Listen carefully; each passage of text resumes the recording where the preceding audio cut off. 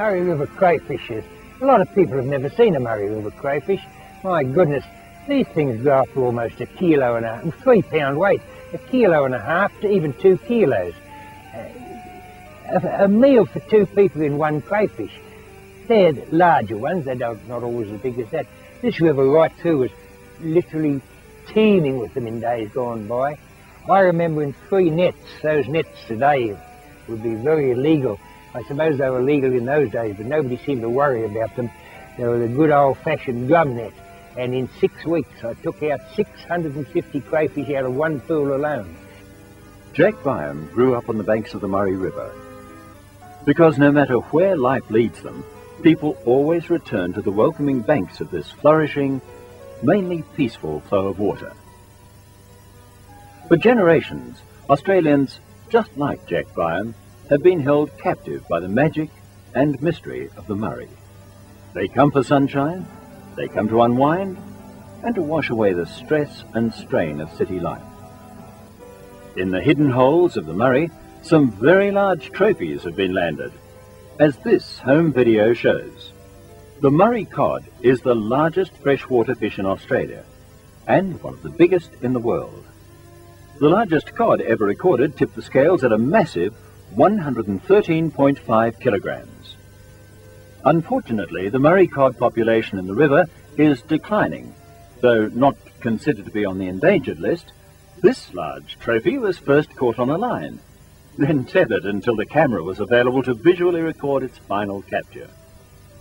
Emu farming is one of the more exotic enterprises on the Murray. Emus are prized for their meat, leather, and oil for cosmetics. The red gum is certainly a versatile tree. Today, unusable offcuts from the logging are not wasted. Instead, they are being converted to charcoal. Manager of this unusual occupation is Murray River woman Norma Berry. I don't know why I took it on, but I know it is a man's job. But I love being out in the bush. I love being out, you know, along the river with the wood and the birds and everything. But the use of it is mainly for the household barbecue. There's still some blacksmiths and farriers, they still use it in their forges. It is used in filters, you know, like it's broken down to be in filters. There is a lot of uses for it, but I just can't think of them offhand. Ironically, many of the Aboriginal traditions live on through Jack Byham, a white man but highly respected amongst Aboriginals. He is an honorary member of the Wangai tribe in Western Australia. Jack has one of the best collections of Aboriginal artefacts in Australia and is considered an authority on Aboriginal culture. He is a former world boomerang throwing and traditional spear throwing champion. Tourism is big business on the Murray. The river is a drawcard for people from all walks of life.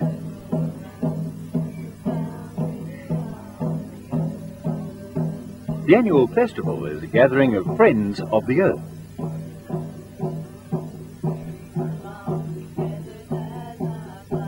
They celebrate the tranquility of the river and the surrounding bushland. These people practice the alternative lifestyle.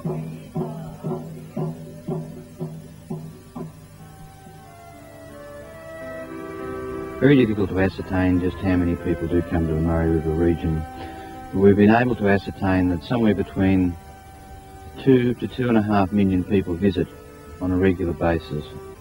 Clay, sandbanks on either side, but if you come down the river now for 20 miles, I would almost defy you to find a spot on the bed of the river where there is any mud left.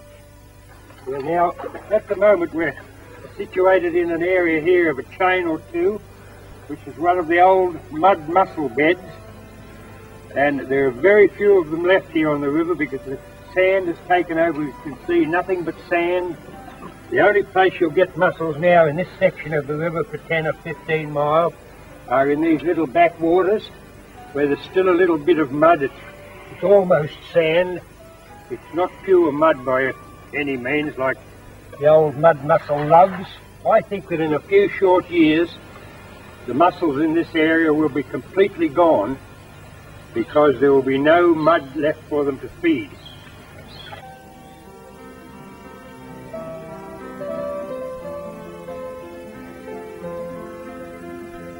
One thing to catch them and cook them, which require normally about 5 good minutes in good strong boiling water, and then the preparation of the crayfish is something which is mostly different altogether from a sea crayfish.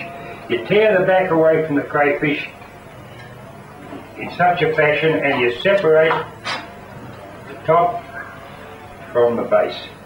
Now we take off the tail. The tail constitutes quite a lot of excellent meat. We've got the crayfish then with the body and the 2 great legs. We tear those off. All of this has excellent food. We cut down on each side of the inside of the tail in such a fashion.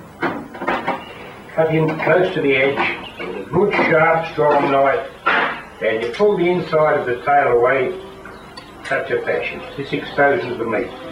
Now you dig that out, simple operation, and you have a great big chunk of edible flesh.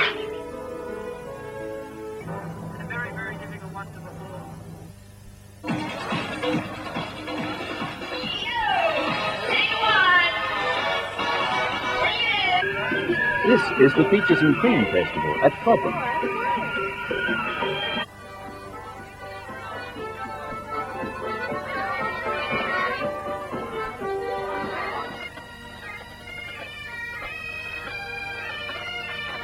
Wait a minute, this gum leaf is not very good.